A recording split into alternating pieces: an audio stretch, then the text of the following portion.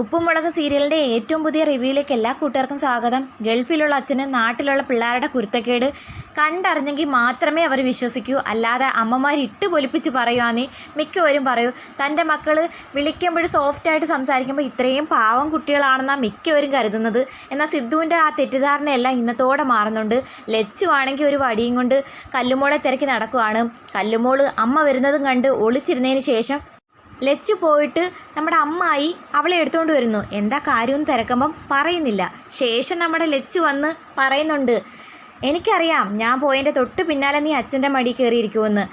എന്താ കാര്യമെന്ന് സിദ്ധുവും തിരക്കുമ്പോൾ ഇതുവരെ പല്ല് വെച്ചിട്ടില്ല, കുളിച്ചിട്ടില്ല എന്നൊക്കെ പറയുമ്പോൾ മുത്തശ്ശി ചോദിക്കുന്നു, പൊതുവേ നീ ഈ വക കാര്യങ്ങളൊന്നും തിരക്കാറില്ലല്ലോ, പിന്നെന്തു പറ്റി? അത് അച്ഛനെ കാണിക്കാനാണെന്ന് കല്ലുമോൾ തമാശയ്ക്ക് പറയുന്നു. അപ്പോഴേ എല്ലാവരും കളിയാക്കി ചിരിക്കുന്നുണ്ട്. ലച്ചുവിൻ്റെ സ്വഭാവം മാറിയത് സിദ്ധുവിനെ കാണിക്കാൻ വേണ്ടിയിട്ടാണ്. എൻ്റെ കൊച്ചിനെയും കാണാൻ തല്ലിയ ഞാൻ നിന്നെ തല്ലുമെന്ന് സിദ്ധു കലിപ്പിച്ച് പറയുന്നുണ്ട്. രണ്ട് പിള്ളേരെ ഞാൻ നോക്കിക്കോളാം, അവരെ അച്ചടക്കം പഠിപ്പിക്കാം എന്നൊക്കെ വാശിക്ക് പറഞ്ഞ് പിള്ളേരെ കൊണ്ടുവന്ന് അക്ഷരം പഠിപ്പിക്കുന്നു, കുളിപ്പിച്ച് റെഡിയാക്കി പാട്ട് പാടിപ്പിക്കുന്നു, നമ്പേഴ്സ് പറഞ്ഞു കൊടുക്കുന്നു. അങ്ങനെ ചിരിച്ച് കളിച്ച് കുറേ നേരമൊക്കെ പോയി. അത് കഴിഞ്ഞപ്പോഴത്തേക്കും കല്ലും പാറും തനി സ്വഭാവം പുറത്തിറക്കുന്നുണ്ട്.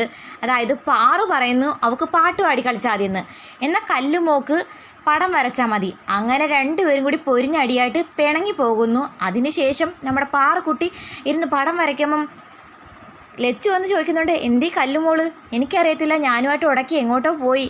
അവളെ ഫുഡ് കഴിക്കാൻ എത്ര നേരം കൊണ്ട് വിളിക്കുന്നു. നിങ്ങളെ അച്ചടക്കം പഠിപ്പിക്കാൻ വന്ന ആ ആളെന്തേ? അറിയത്തില്ല, പുറത്തെങ്ങാണ്ടുണ്ട്.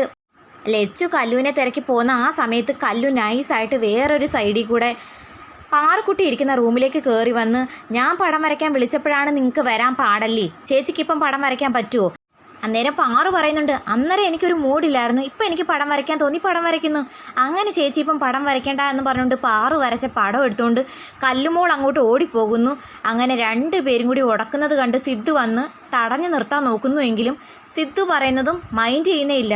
ഒരു ലിമിറ്റ് കഴിഞ്ഞപ്പോഴത്തേക്കും സിദ്ധുവിന് കലി ഇളകി രണ്ടിനെയും വഴക്ക് പറഞ്ഞ് നിർത്തുന്നു. അപ്പോഴത്തേക്കും പാറുക്കുട്ടിയും കല്ലുമോളും ആകെ പേടിച്ച് വരണ്ട് നിന്ന്. ആ സമയത്ത് മുത്തശ്ശി, അമ്മായി, ആൻറ്റി, ലച്ചു എല്ലാവരും പറയുന്നു, വേണ്ട സിദ്ധു, പിള്ളേർ രണ്ടുപേരും വരണ്ട്, ഇനി ഒന്നും പറയണ്ട.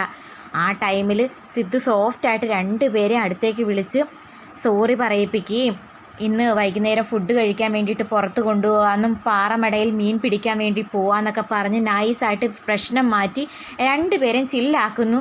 അന്നേരം ലച്ചു പറയുന്നുണ്ട്, ഇതെന്തൊരത്ഭുതം, നമ്മളെന്ത് പറഞ്ഞാലും കേൾക്കാത്ത പിള്ളേർ ഇപ്പം സിദ്ധു പറഞ്ഞപ്പോൾ നൈസായിട്ട് കൂടെ പോകുന്നുണ്ട്. അന്നേരം മുത്തശ്ശി പറയുന്നു, പണ്ടുള്ളവർ പറയും താടിയുള്ള അപ്പനെ പേടിയുള്ളെന്ന്. അത് കേട്ട് എല്ലാവരും ചിരിച്ചുകൊണ്ട് നിൽക്കുന്നുണ്ട്. അപ്പോൾ എന്തൊക്കെയാകുമല്ലേ. ഇന്നത്തെ എപ്പിസോഡിൽ ശിവാനിയും കേശു ഒന്നും ഇല്ലായിരുന്നു, അവരും കൂടി ഉണ്ടായിരുന്നെങ്കിൽ സൂപ്പറായേനെ. എന്തായാലും സിദ്ധു എല്ലാവരെയും കയ്യിലെടുക്കുന്നുണ്ട്. പിള്ളേരെ നിലയ്ക്ക് നിർത്താൻ സിദ്ധുവിനെ കൊണ്ട് പറ്റുള്ളൂ.